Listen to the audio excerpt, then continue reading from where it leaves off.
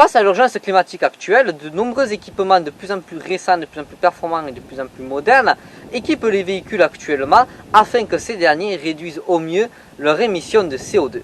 Le turbocompresseur en fait partie et c'est l'un des plus vieux éléments présents sur nos voitures qui s'inscrit dans une démarche écologique et environnementale. Bonjour et bienvenue à toi sur cette vidéo. Alors le turbo a un double rôle. En plus d'être écologique, si je peux me permettre de dire, parce qu'il va permettre une puissance meilleure qu'un moteur Atmo à cylindre égal et par conséquent le véhicule sera un peu plus léger.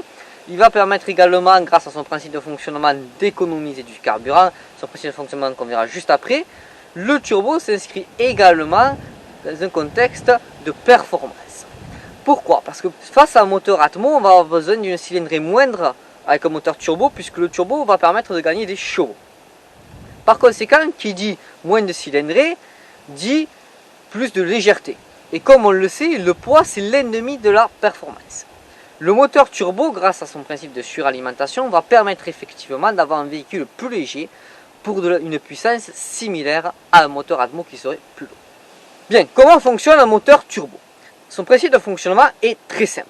Ce système de suralimentation vient récupérer l'énergie cinétique des gaz d'échappement pour le transférer de façon mécanique à l'arrivée d'air qui va arriver au bloc moteur.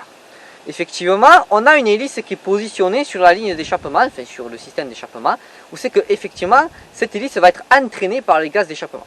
Donc ces gaz ont une certaine vitesse, ont une certaine énergie cinétique que cette hélice va venir récupérer. Via un système mécanique, cette hélice va transférer cette énergie à une seconde hélice présente sur l'admission d'air.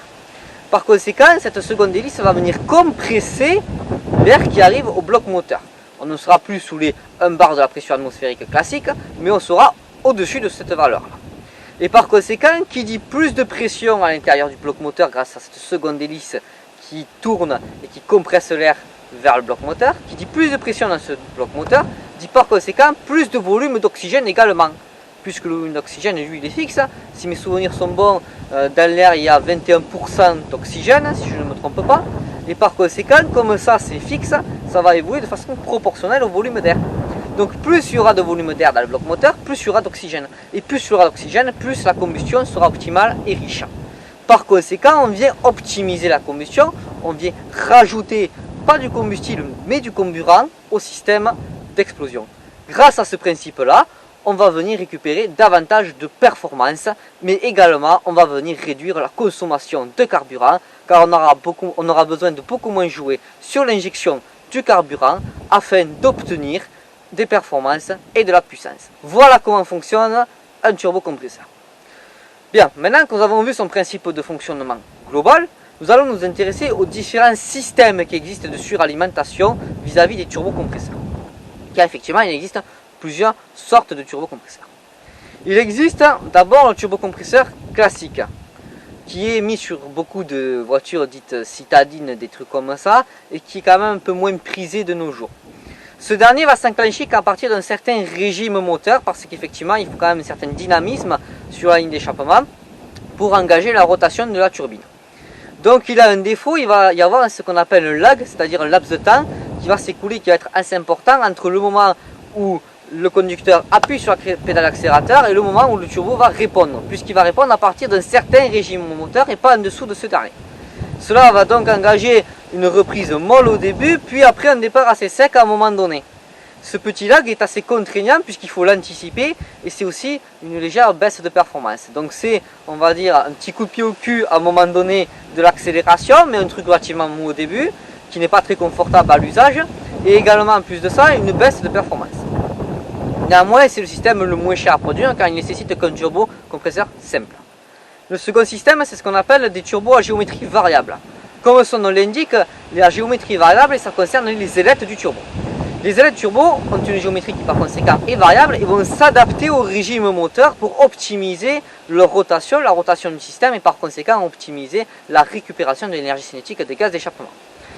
Ce système-là permet d'avoir une accélération qui est lissée, une réponse dès les bas régimes jusqu'à très haut dans les tours, ce qui va permettre de lisser l'accélération, de garder en performance. Néanmoins, ce turbo va être sollicité plus régulièrement, plus souvent, puisqu'il va être sollicité en permanence, que le turbo simple, et par conséquent il va s'user plus vite. Il est aussi un tout petit peu plus onéreux qu'un turbo simple. Donc effectivement, on a un confort d'usage, une efficacité, une performance meilleure qu'avec un turbo simple, mais on a effectivement un coût d'entretien particulièrement, et également d'achat qui est un tout petit peu plus contraignant. Et ensuite, troisième système, c'est la suralimentation étagée. On va venir faire passer les gaz d'échappement dans deux types de turbos en fonction des besoins de l'utilisateur. Il y aura un turbo pour les bas régimes et un turbo pour les hauts régimes. Ils sont donc complémentaires. Le turbo pour les bas régimes va permettre effectivement une accélération propre et lissée sur les bas régimes, et celui sur le haut régime, vous l'aurez compris, va faire le même travail mais sur les hauts régimes. Par conséquent, on ne va pas travailler de la géométrie variable comme précédemment, on va travailler avec du fixe mais optimisé pour soit les bas régimes soit les hauts régimes. Cette suralimentation étagée permet effectivement d'avoir des turbos qui se fatiguent moins, puisqu'effectivement ils ne travaillent pas tous les deux en même temps. Permet également d'avoir des performances et une accélération lissée, mais ont un coût d'achat qui est assez élevé, qui est plus élevé du moins qu'un turbo classique ou qu'un turbo à géométrie variable, compte tenu qu'effectivement il y en a deux au minimum. Bien, et on a également la suralimentation parallèle, c'est-à-dire qu'on va venir faire travailler plusieurs turbos simultanément pour le même bloc moteur. C'est le cas par exemple de la Bugatti Chiron, qui est équipée d'un moteur W16 8 litres, qui équipait également l'Aveyron Super Sport qui faisait 1200 chevaux et l'Aveyron 16.4 me semble-t-il qui faisait 1001 ou 1002 chevaux, sauf que sur la Chiron on est à 1500 chevaux et tout ça c'est réalisable grâce certes aux améliorations sûrement du système d'injection Patrick Couffin sur le moteur, mais également grâce à ces 4 énormes turbocompresseurs.